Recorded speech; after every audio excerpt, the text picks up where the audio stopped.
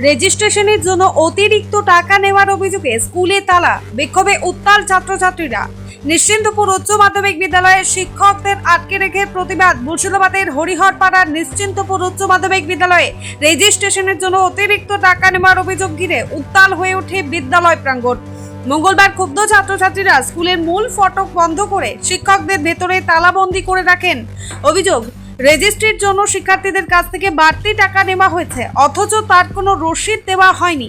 এই অভিযোগ সামনে আসতেই ছাত্রছাত্রীরা বিক্ষোভে ফেটে পড়েন। ঘটনার জেরে চাঞ্চল্য ছড়িয়ে পড়ে গোটা এলাকায়।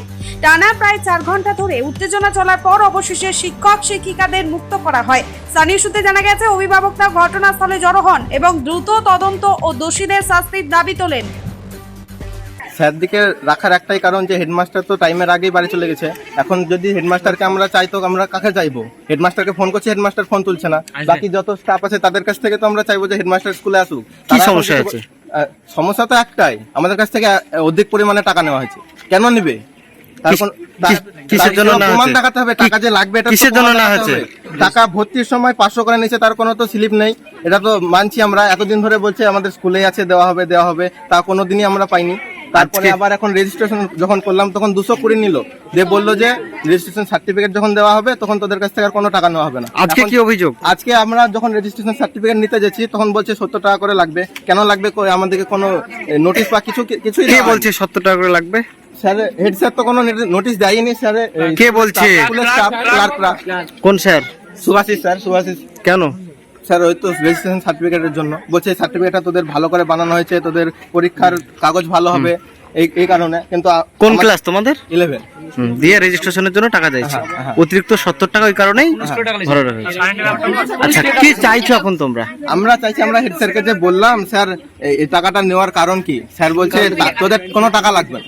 কেন? আমাদেরকে তো এখনই নোটিশ দেখানো হলো, আবার এখনই কি করে টাকা নিব না এরকম হতে পারে? আমরা চাই যে হেডমাস্টার আসুক, এসে আমাদের এটা সমাধান করে যাক। আমাদেরকে হয় স্লিপ দেবে, না হলে টাকা লাগবে না, কেন কিছু একটা করবে। 70 টাকার রসিদটা বোর্ডের নির্দেশে নেওয়া হচ্ছে এক্সামিনেশন ফি হিসাবে, তার রসিদ দেওয়া হচ্ছে।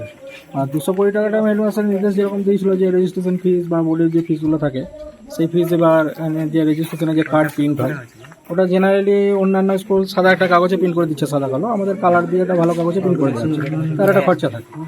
সেই খরচাটা আমাকে স্যার বলেছিলেন যে এই খরচাটা নিলে আমাদের মধ্যে হয়ে যাবে। অতএব সেই অনুসারে নির্দেশে আমি তুলেছি টাকাটা। ছাত্রছাত্রীরা তো রীতিমতো আপনাদেরকে তালা মেরে স্কুলের মধ্যে রেখেছে, কি বলবেন কি বলবেন ছাত্রদের? ছাত্রছাত্রী যে দাবি তুলছে, ছাত্রছাত্রীদের দাবিটা নিশ্চয়ই তাদের দিক থেকে সঠিক লাগছে। এবার হেডমাস্টার মশাই এসে যদি মনে করেন যে না এটা ওরা ঠিক করেনি, সেটা হেডমাস্টারের সঙ্গে আলোচনায় বসে ছাত্রছাত্রী। স্কুলের প্রধান শিক্ষককে দেখতে পেলাম না। প্রধান শিক্ষক আমাদের মান্টুরানি মাসি বলে একজন আছেন, গ্রুপ ডি রিটায়ার করবে, তো তিনি সেখানে কাজের জন্য অফিস যান। কি কথা হলো স্যারের সঙ্গে? কিন্তু স্যারের সঙ্গে কি কথা হলো? প্রধান সঙ্গে কথা হলো যে বলছে যে স্টুডেন্ট যদি এরকম করতেই থাকে, ওদের যে টাকা পয়সার ব্যাপার আছে এসে আমাদের সঙ্গে বসুক, যদি আমার মনে হয় যে না আমি কোনো ফিস নিব না, নিবে না। ব্যুরো রিপোর্ট, চেতনা নিউজ।